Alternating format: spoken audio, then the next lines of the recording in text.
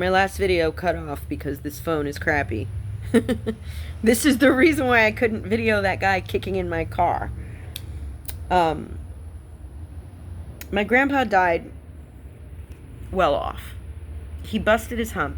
He was a mail courier. He busted his hump for many, many years and saved up and was able to buy a house in Queens, a beautiful house with a backyard and a detached garage, which is hard to do in New York. Okay? He bought the house in Queens. He bought another one in Queens. He bought 2 houses in Queens, a smaller one. And then he bought the one down here in Florida after my mother came to move here. With the idea, my grandmother and him both purchased this one with the idea that they would have a summer home or something like that. But then they separated, and then my grandmother took over this house. And I believe that this house was mostly paid for by my grandmother, but it was also paid for by my grandfather.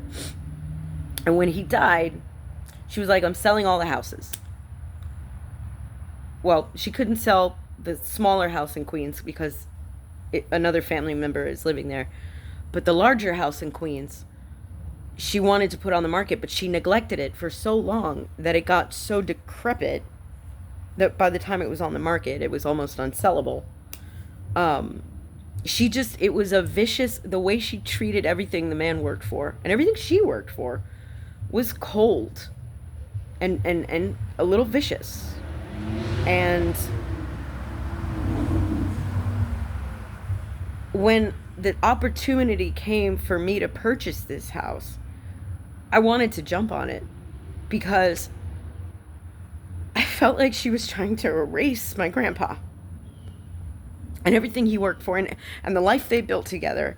She had so much anger in her. Now, I'm no therapist, but a lot of the things she did were behaviors that you could observe in somebody who has a cluster B personality disorder. Maybe borderline, maybe even NPD. I don't know. Probably not. I think she had some empathy. But she could be vicious, man. She could be vicious. And I didn't want to demolish this deck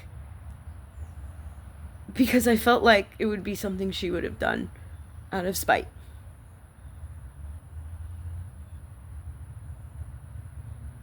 Out of spite against Aniba. Out of spite against all the Jibaro del Campo that she looked down on. The heritage that she looked down on. Because she didn't like anything that was like backwoodsy.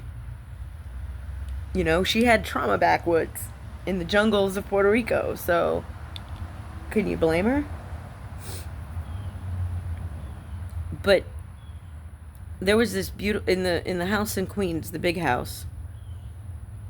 There was this beautiful oak tree that the day after my grandpa's funeral,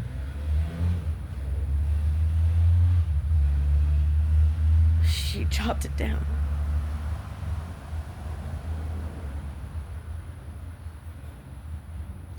And my mother and her siblings and everybody in the family was like, Grandpa's gone. The tree's gone. She was so cold about it, you know? She was just so cold. Like, no sentimentality whatsoever, just... And she was going to do the same to this house, and I wasn't going to let her. Because I lived here sometimes. This house was a refuge for me sometimes. I don't think my grandpa would have wanted... Before he died... I think he knew he was dying, and so he and I would have these... I was staying with him. I guess I'm the family couch surfer for most of my life. Before meeting my husband. I lived with my grandpa in New York, and he was helping me with my acting career, and he was going to help me get an apartment. But I think he also knew he was dying. because he would have these deep, introspective conversations with me that I'll never forget.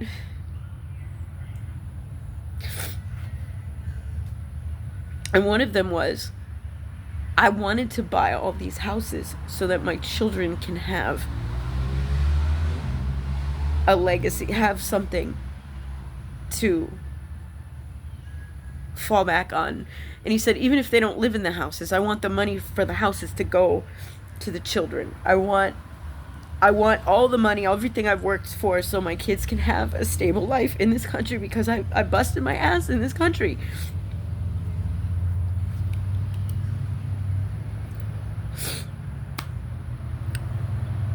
I want my kids to have something. And he believed that real estate was a good investment.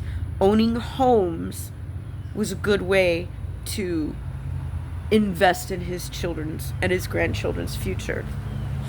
And he told me this before he died, like months before he died. He tells me that I did it for you guys.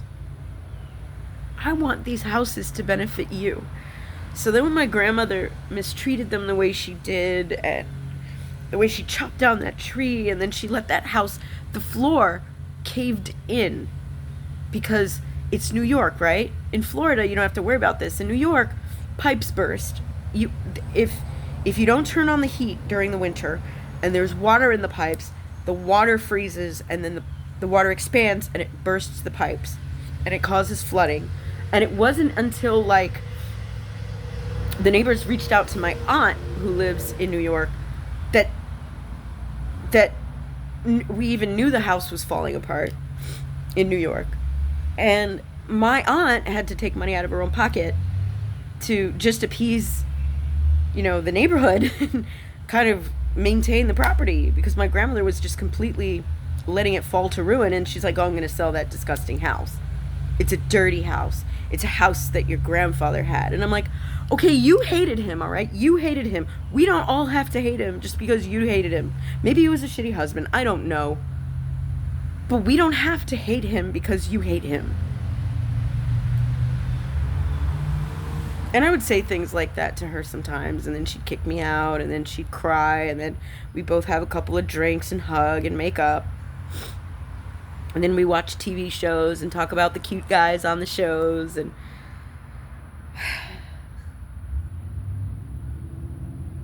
it's just a complicated relationship.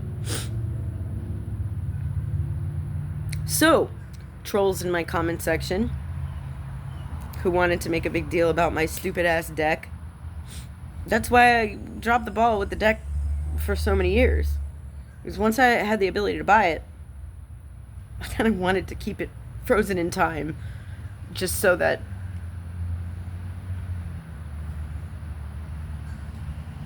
I could have a little piece of the past.